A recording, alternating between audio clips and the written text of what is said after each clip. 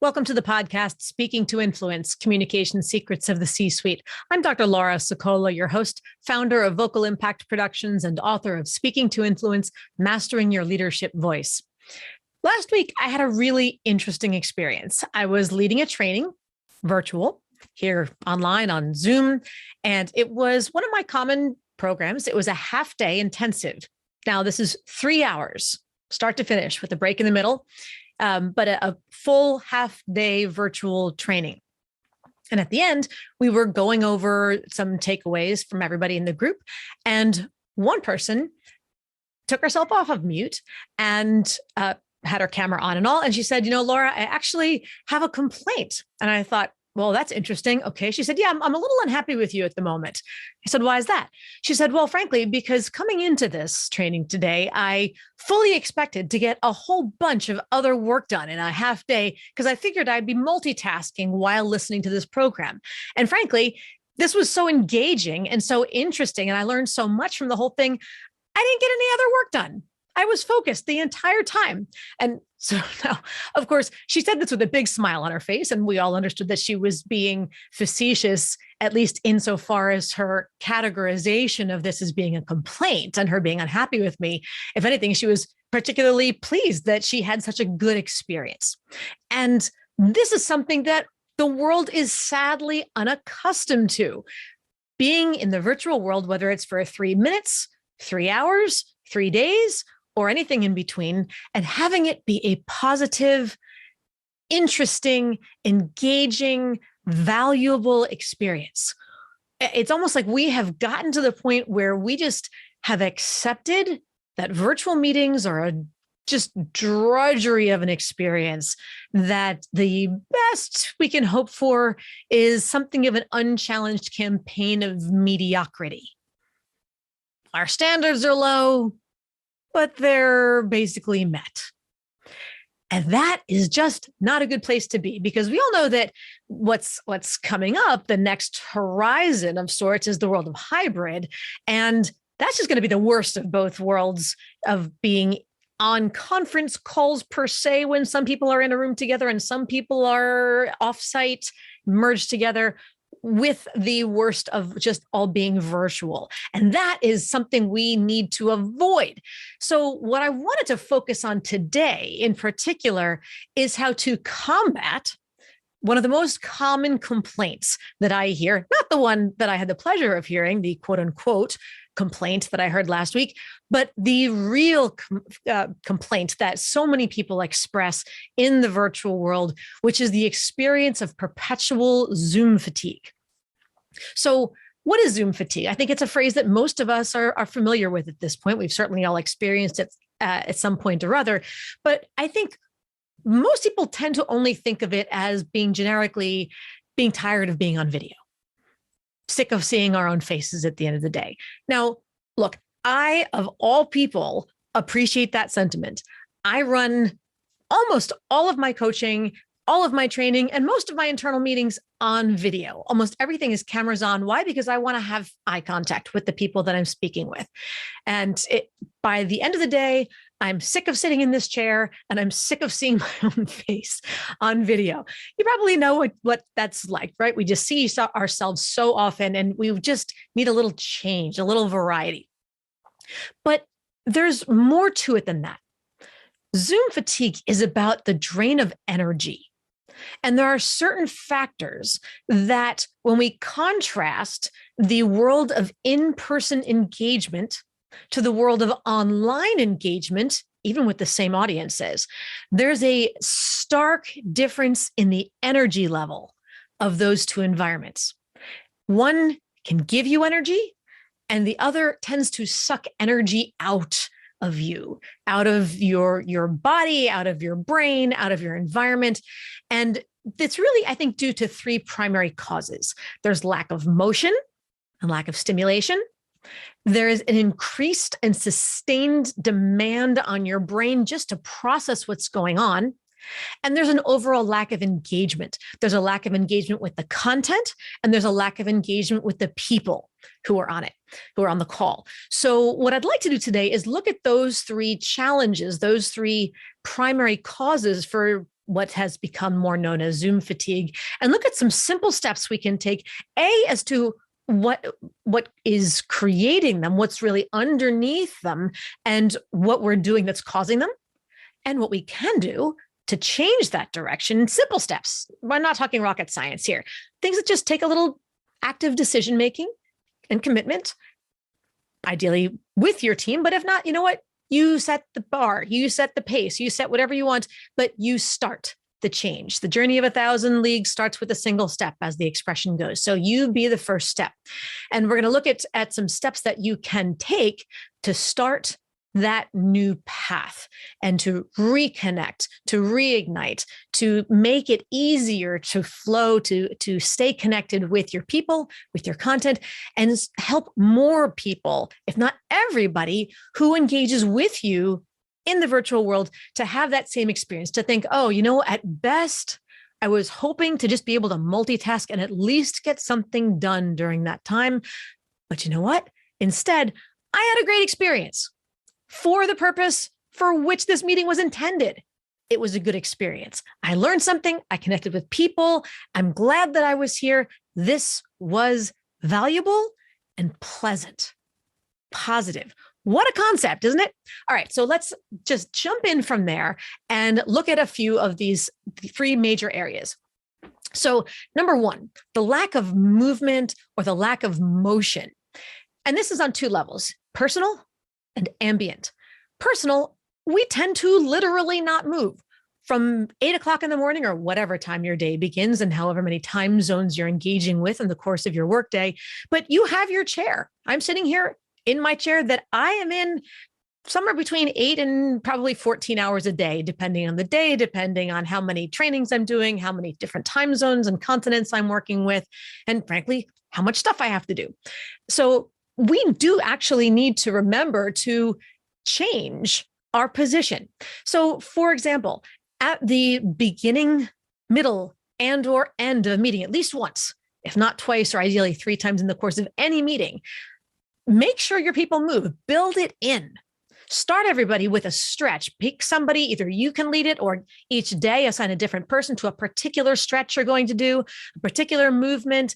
You can have someone pick a favorite song and you could turn off your cameras if you want or turn them on for more fun, but have everybody move. Just, pretend you're a kindergartner or pretend you're whatever it is and dance or stretch or just jog in place or do jumping jacks or whatever it is. It can be 30 seconds. It can be a complete song, but make sure that everybody does it. Don't just turn off your camera and then use it as an excuse to finish sending the email that you wanted and then pretend that you were actually moving. Stand up and get your blood moving, get your heart rate up and move. Instruct your people, invite everybody to dance, have different people each day pick the song that you want them to dance to. Can be your favorite song from middle school, can be your favorite song on the radio this week, can be whatever you want, as long as it's appropriate. Of course, be judicious in what you choose, watch your lyrics and those kinds of things, but make sure people move. If you want to teach them a stretch from your days playing soccer or the yoga class that you took yesterday, whatever it is,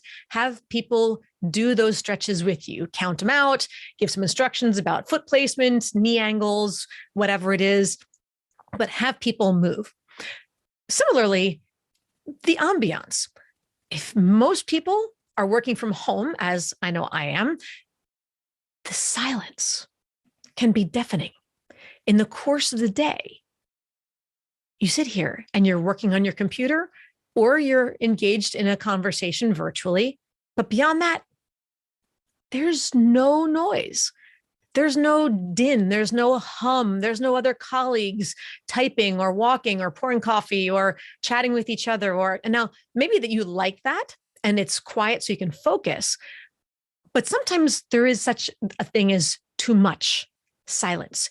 You need the energy, you need the movement. So maybe you can have music playing quietly in the background as your meeting is going on. What's the purpose of your meeting?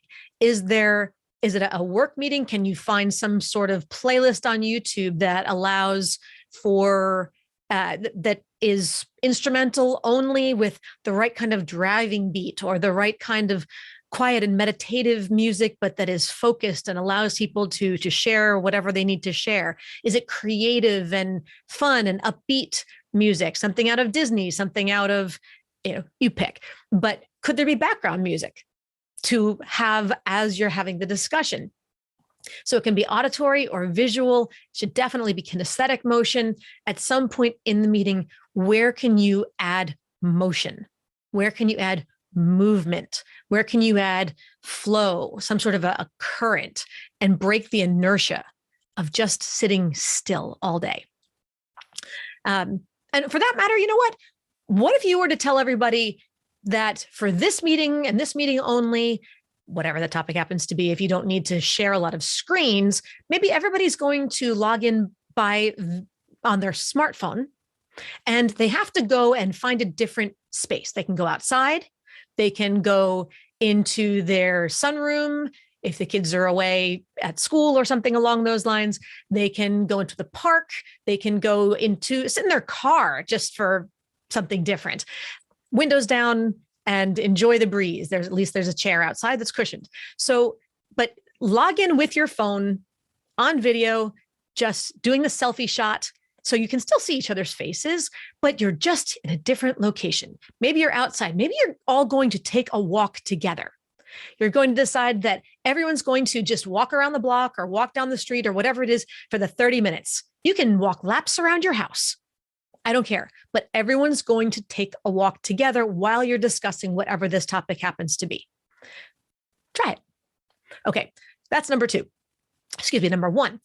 Second, part of the challenge of Zoom fatigue is quite literal in that being in the virtual world, because of the digital connection and the sound quality of the digital connection, especially if you're choosing not to have your camera on, so people can't read your facial expressions, they can't read your lips, they can't read your body language, they're strictly relying on the sound of your voice. The quality of your sound from the microphone that you're using is absolutely mission critical.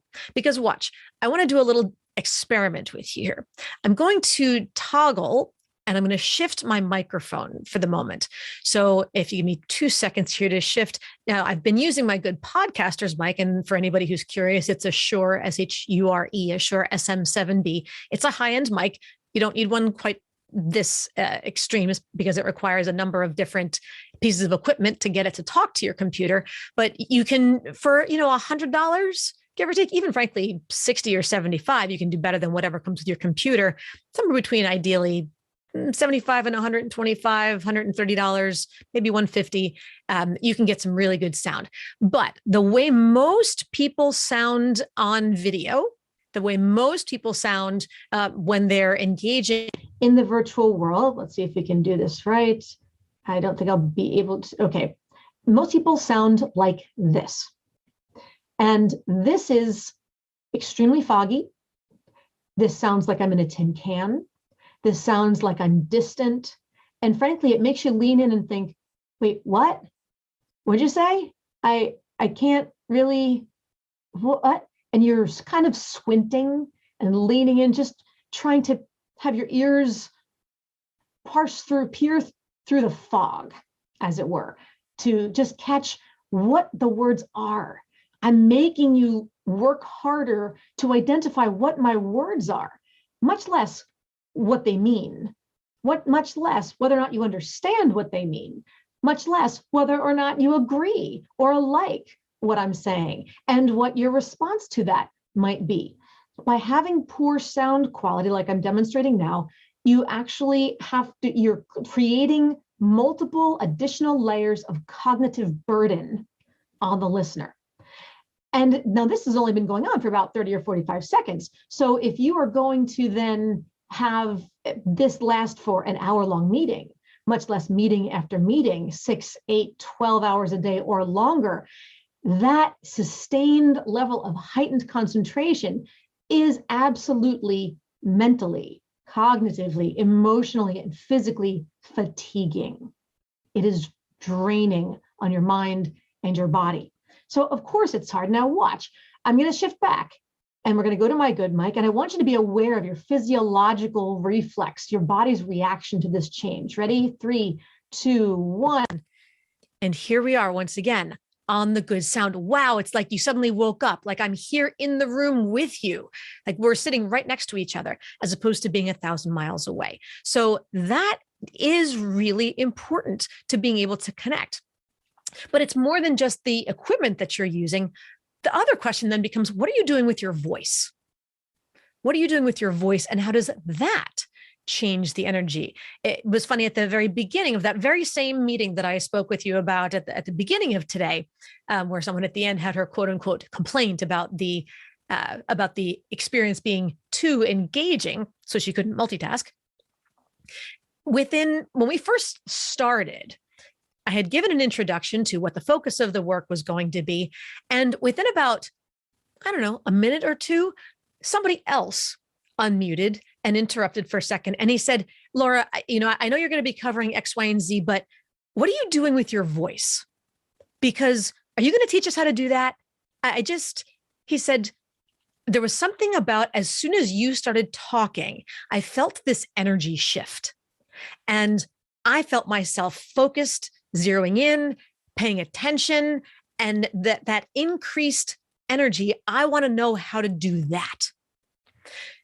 So this is really important. The tone that you use, the energy that you bring for whatever you're going to share when you're leading all or part of a meeting is going to be a seed that you plant in your audience, and that will be reflected back to you. If you start, it's not to say that you think your topic is wonderful, happy, exciting, but is it interesting? Is it important? Do you need people to understand this? Do they need to understand it for some reason? If you think it matters, you have to dig deep possibly, but find a little more energy and allow that importance, that gravitas, that enthusiasm for the value of what you're saying, if not the overall excitement or happiness of what you're saying, to be carried through in the way that you deliver your content. If you start out a meeting and your energy is that strong, and I don't mean overwhelming strong, but positive and carries people through, they will give it back to you. But if you do what most people do and you go, okay, we're starting the 7th meeting of the day and it's only 10:30 in the morning, and okay, let's see. Dan, you want to kick it off with update number 6? Everybody is going to go, you just lost me. That the energy just got sucked right out of the meeting, and you set the tone and you subconsciously told everybody, I don't want to be here. You don't want to be here. We all know nobody wants to be here, but we have to be here. So let's just suck it up and get through it as much as possible. You're subconsciously telling everybody that that's what they should think, feel, and do. So find the energy and lead off with it in your voice, in your body. Stand up, move around, do what you need to do. But even if you just stand for the entire meeting, if that's what you need to do it. But lead with the energy that you want to come back to you. Okay, point number 3. We've talked so far about the lack of movement and motion, about the extra effort required to focus because of poor sound, both from your equipment and from the tone that you set. And now number 3 is the lack of connection that we tend to feel with the other people on the meetings. And there's, I think, 2 main ways that we can very easily reconnect. One is to simply humanize the meeting. Have a little fun. Part of the fun of meeting people in person was that there was that banter in the beginning, chit chat, catching up over the weekend, etc. Just ways to remember that this is a human, not just a line item on an agenda who you're going to be meeting with, or someone in a participants list. So here's a couple simple ways that you can kick off a meeting with something fun, with something engaging, with something that will perhaps teach you a little bit about each other, and remember that there's another whole person in there. So number 1, everybody inevitably shows up to a virtual meeting with a beverage of some sort. So maybe ask people to share either in the moment or tell them in advance. Tomorrow, bring your drink in your favorite mug, your favorite souvenir water bottle, or whatever it happens to be. Just have people hold them up and share what it is. What are you drinking and what's it in? Where'd you get it? What's it from? Is it something from your alma mater? Is it your favorite sports team? Is it a souvenir mug from Disney World? Is it something that, a water bottle that you got from a conference that you went to? Whatever it is, just share. You'll be surprised what kind of funny slogans and pictures and other things that people have on it. Who's drinking coffee, who starts out at 6 o'clock in the morning with their first Diet Coke of the day as they work their way through a six pack. Who knows? It is, but it certainly tells you something. Try alternatively, maybe it's going to be hat day, where everyone's going to turn on their cameras and be wearing their hats or not wearing their hats, and then say to people, all right, everybody, 1, 2, 3, put your hats on. And it could be your sports team hat, your just favorite color hat. It could be from a Halloween costume, whatever headpiece that required, or superhero mask or something along those lines. But see what stories come out of it, who'd like to volunteer what it's from or why it's meaningful or why it's their favorite. Or here's a thought. Everybody knows that from the shoulders up, you look great. What's on the other end? What's on your feet? Are you wearing fuzzy slippers? Are you wearing flip-flops? Are you barefoot? Are you actually in dress-up shoes or heels or something? And if so, why? Where are you that you're wearing real shoes? What a concept. But you could share with each other. Again, all these things culturally speaking, you have to know who your audience is, what's appropriate, who will feel comfortable with what. Give people the heads up in advance so they can prepare accordingly. Another one you could ask people to share is a souvenir or a vacation photo, or perhaps baby pictures, as in yours. Go dig deep, call your parents, or dig out that ancient family photo album from 40 years ago and find a picture of your baby picture and show it to the group. That should get some good faces. Do you have pets you want to share, or something else that is a really great opportunity to learn something about others is a pride point. Maybe somebody just bought a house. Can they show keys? Or maybe their kid just went off to college. You can show a photograph of that. Or did you just get a cat? Or did you run a marathon or do your first 5K? Do you have a participant's medal from whatever it was? Just hold it up, and it can be, all these things can be either done whole group if you're in small groups, or in breakout sessions, or pick 2 or 3 volunteers who'd like to share. But you'll be amazed what people are willing to teach you about themselves with these kinds of things. And the final opportunity to reconnect with your people, this is a little bit more serious, is to set the purpose. Now, in theory, all meetings have a purpose, but don't ask what the purpose of the meeting is. Ask other people what their purpose is for attending this meeting. Don't just let them attend mindlessly. Ask them, go around robin, and ask them specifically, what do you want to get out of this meeting? Or what do you hope to contribute to this meeting, either or both? That's a very different question. What do you hope to get from this meeting? What do you hope to contribute to this meeting? And then at the end, go around one more time and say on a score of 1 to 3, 1 being not at all, 2 being somewhat, and 3 being yes. Did you achieve what you set out to achieve? Did you contribute what you wanted to contribute? Did you get what you hoped to get? Why or why not? Have people give their evidence for why. That will teach you a lot about the value of your meetings and what really does need to happen, and where your expectations and your interpretations are different from everybody else's. You'll really do some culture change on that one. Okay, so very briefly, in recap, Zoom fatigue is about energy drain, mentally, physically, emotionally. So in order to combat it, we want to add energy to the meetings. You can increase motion. You can improve the sound quality and variety from your equipment and your voice. And you can make an effort to connect, or for that matter, reconnect with your people by humanizing the meeting, having some fun icebreakers at the beginning, and setting intentions for contribution and gain for each meeting, and then confirming at the end to what extent those intentions have been achieved. And those can be show or tell in lots of fun different ways, big or small, with whatever of those icebreakers are going to be, by the way. Think about it as show and tell for grown-ups. So with that, I hope this gives you some inspiration for your meeting starting 8 a.m. tomorrow morning, or for that matter, whenever you're done listening to this podcast. Who's the next person or group that you'll be meeting with? How can you infuse a new level of energy into that meeting? Prevent Zoom fatigue for yourself and for them, and reconnect on a whole new level. With that, I hope you're inspired. I thank you, as always, for tuning in to me and to listening to the show. Be sure to subscribe so that you never miss an episode. And don't forget to give a 5-star rating on Apple Podcasts or iTunes or your platform of choice so we can help even more people to increase their confidence, presence, and influence. And finally, if you want to download my free guide to equipment recommendations for virtual influence, including my picks for microphones in particular, which is relevant to today, plus lights and more, go to speakingtoinfluence.com. I'm Dr. Laura Sicola, and you're listening to Speaking to Influence, Communication Secrets of the C-Suite.